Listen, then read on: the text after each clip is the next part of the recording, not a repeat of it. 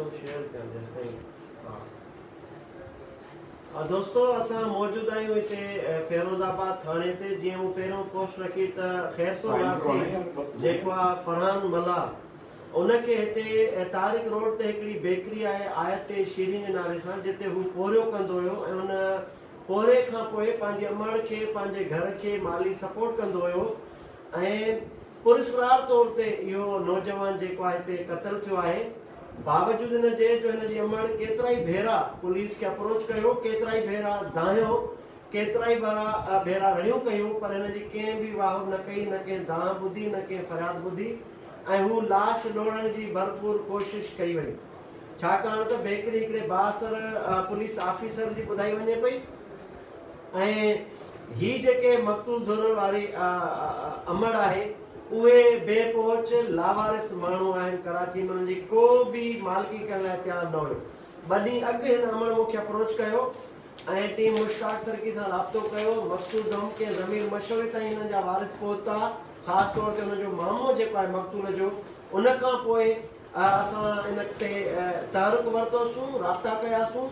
SSP east मोहतरम साजिद सदोली साहब ताईं ॻाल्हि पहुचाईसीं। उन खां पोइ फौरी तौर ते अॼु समूरी पुलिस काल रात खां हिन मामले ते इंतहाई असांखे एक्टिवली जेको आहे रोल प्ले कंदे नज़र अचे पई ऐं मां हिते कलाक ॾेढ खां थाणे ते मौजूदु आहियां। न सिर्फ़ु हिते मौजूदु आहियां पर फौरी तौर ते असां उते रेड कयो आहे बेकरी ते। बेकरी तां 3 जेके शक में आयल जेके जवाबदार आहिनि उन्हनि खे सोगो करायो आहे। अमड़ मौजूदु आहे। हिकिड़े अधु कलाक जे नोटिस ते इहा जेका असां FIR बि कराई आहे ऐं उहे जेके आहिनि माण्हू बि गिरफ़्तार कया आहिनि। अमड़ सां ॻाल्हि ॿोल कंदासीं त हिन सां कहिड़ो रवैयो रखियो वियो, हिन सां इंसाफ़ छो न इंसाफ़ जी रसाई छो मुमकिन न हुई? जी अमड़ सर मां हिते पूरो महीनो थियो आहे, मूंखे हिते दरपदर थी थियां। को बि मुंहिंजे अहमियत सां ॾिसे नथो, को मुंहिंजी ॻाल्हि सम्झे नथो। मुंहिंजो भाउ पाण ड्यूटी वारो शाम जो वापसि अचे वरी मूंसां भॼंदो वते, को हल न निकितो। इन दौरान शाबस हुजे, ही को महिरबान इंसान असांखे मिलियो जंहिं असांजो ही कमु कयो। रब कंदो अहिड़ा जेके मजबूर इंसान हूंदा उहे कामयाब थी वेंदा जेके हिन भाउ सां मिलंदा। बसि इहो ई आहे त ख़ुदा करे मूंखे पूरी तरह इंसाफ़ मिलंदो। बसि मुंहिंजी इहा रिक्वेस्ट आहे। थियो छा मां थियो छा थोरो वाक़ियो त ॿुधायो। मुंहिंजे बचिड़े खे जेको बेरहमीअ सां हिते आयत शीरन ते ख़तमु कयो वियो। जेको था चवनि ज़हर खाधो आहे, के था चवनि असांखे ख़बर नाहे।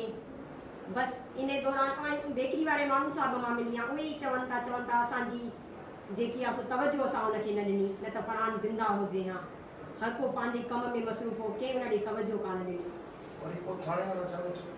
5 बजे खां वठी उनखे तकलीफ़ हुई त उहो मामूली स्टोर ते वठी विया जेकी हुनजी ट्रीटमेंट कराइनि। सो बि इहो ई हुन खां वठी आया आहिनि। वरी चवनि आराम करे, जॾहिं उन्हनि खे डॉक्टरनि चयो त कंहिं सुठे अच्छा जेनी फरहान जो इहो डेथ थी आहे, फरहान जी जेनी उन ॾींहुं तव्हां सां वीडियो कॉल ते बि ॻाल्हायो? पुट बचे वीडियो कॉल के उन फोन ते ॻाल्हायो? छा आहे ॿुधायो? 4 बजे हुन मूंसां ॻाल्हायो। मां चयो तव्हां सभा तूं ई मुंहिंजो सहारो हुई त मूंखे चई अमर तूं परेशान न थी, तोॾी मां 20,000 सुबुह मौसम जे नंबर ते अकाउंट में ईंदा, पोइ तूं खणी अचिजां। हू सफ़ा ठीकु ठाक। पोइ 5 बजे हुनखे कहिड़ी तकलीफ़ थी आहे जो माना हुनजी ज़िंदगी में का अहिड़ी शइ न हुई जंहिं सबबु ख़ुदकुशी करे या कहिड़ी मायूसी त न हुई कॾहिं? न हू तमामु सुठो हर इंसान सां जेको आहे सो। हाणे त हुनजी 22 साल उमिरि, पर शुरूअ खां महिनती हूंदो। अच्छा पोइ जॾहिं इहो हेॾो वॾो गभरू जवान पुरस्कार तौर ते हयाती विञाए वेठो आहे त पोइ तव्हां पुलिस खे चयो, कंहिंखे चयो? बेकरी मालिक को ताउन न पियो थिए? एतिरा 1.5 महीनो थियो आहे, 2 महीना थी विया। मालिक सां मां जीअं हिते कराची आई हुयमि, उन सां फोन ते राब्तो थियो। हुन चयो त तव्हां मूंखे ॿुधायो, मां तव्हांखे गाॾी मोकिलियां, तव्हां अचो। हा वरी जेॾी महिल हुनखे मां चयो सिर्फ़ु 5 मिंट मूंखे तव्हांजा खपनि, मूंखे थोरो कुझु ॻाल्हाइणो आहे, त हू नाराज़ हो त तूं पंहिंजे पुट खे हथ सां मारियो आहे, तूं पंहिंजे पुट खे। मूंखे इहा अस्पताल मां इहा रिपोर्ट पई आहे, छोकिरनि इहा ई ॻाल्हि कई आहे त हिन जी माउ जेकी हिनखे धमकी ॾिनी हुन ते हिन ज़हर खाधो आहे। मां इन करे तोसां मिलणु नथी चाहियां। अच्छा उल्टो इल्ज़ाम तव्हां ते वरी? पर अच्छा आहे वो पुलिस जी DSP आहे अमजद साहब। पोइ जॾहिं असां कोर्ट में केस कयो त पोइ असांजा जेके नोटिस विया त पोइ हुन मूंखे चयो मां तव्हां सां मिलणु थो चाहियां। पोइ हुनखे सॼी हक़ीक़त असां ॿुधाईसीं त हीअ ॻाल्हि आहे। हुन चयो अदी मूंखां ग़लती वॾी थी वई आहे जो तव्हांखे असां सम्झी कोन सघे। अच्छा भला हे पुलिस जेका आहे उनखे ॿधण जे लाइ तयार न हुई जेके आम मुलज़िम मां हिते खणी आई अथनि, मां हिते कोर्ट जे तरफ़ां खणी आई हुयमि, हिननि कंहिं बि रिसीव न कयो दरख़्वास्त कंहिं बि रिसीव न माना ॿधण त परे जी ॻाल्हि आहे, एफआईआर त परे जी ॻाल्हि आहे, तव्हांजी दरख़्वास्त बि नथा वठनि।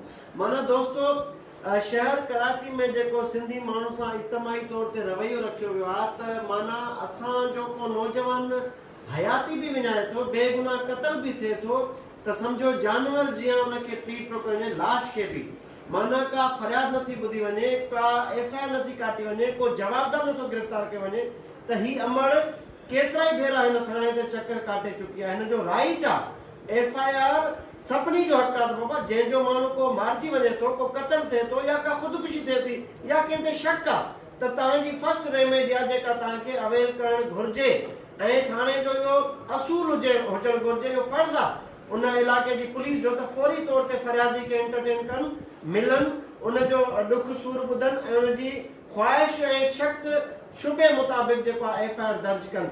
अॼु तव्हां ॾिठो त असां पहुता आहियूं कलाक में सॼी कार्रवाई थी आहे, छो जो ख़बर अथनि त मुश्ताक सरकी आहे, उनखे इहो तालुक आहे उनजो, मथे ताईं दांह वेंदी तॾहिं ख़ौफ़ अचाई सॼी कार्रवाई थी आहे।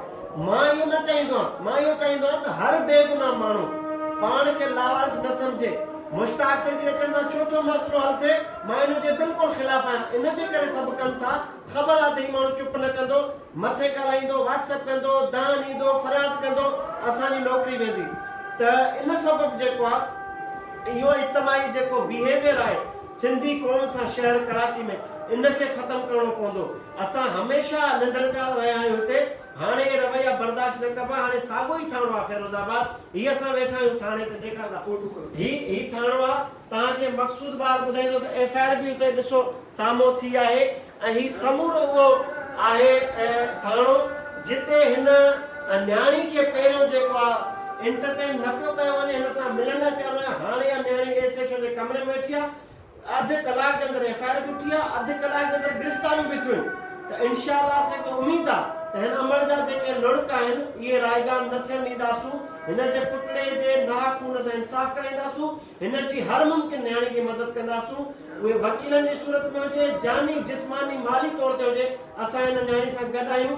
ही कराची में जेके अचनि था सिंध जा वारिस कुसजण नथा अचनि, पंहिंजे बच्चनि जो, अमड़नि जो, वालदेन जो, भाइरनि भेणनि जो पेट पालण था अचनि ऐं पोरो था कनि हक़लाल जो, पर उन्हनि खे साज़िश तरह जेको आहे नंढड़ी नंढड़ी रंजिश ते मामूली ॻाल्हियुनि ते उन्हनि जी हयाती खसण जो सिलसिलो तेज़ आहे। त असां अहिड़े कातिलनि खे डंडो ॾींदासूं, अहिड़े पुलिस वारनि खे डंडो ॾींदासूं जेके इन मामलनि ते पर्दापोशी कनि पिया ऐं बासरनि जा साथारी सहूलियतकार बणियल आहिनि। त हिते असां शुक्रियो अदा कंदासीं एसएसपी ईस्ट साजिद सदोदई साहब जो, एसएचओ जेको लाल सॼे वाक़े को हेठी लेवल ते जेको कमु ख़राब हुयो, औरंगज़ेब खटक साहब कलाक जे अंदरि कार्रवाई करे 3-4 मोबाइल मोकिले रेड कराए, माण्हू लाकअप कराइनि, एफआईआर थी विया। इंशाअल्लाह साबित बि कंदासीं त क़त्ल कीअं थियो आहे ऐं हिन न्याणी सां असां हर महाज़ ते हर लेवल ते गॾु हूंदासीं। तव्हांजी वॾी महिरबानी।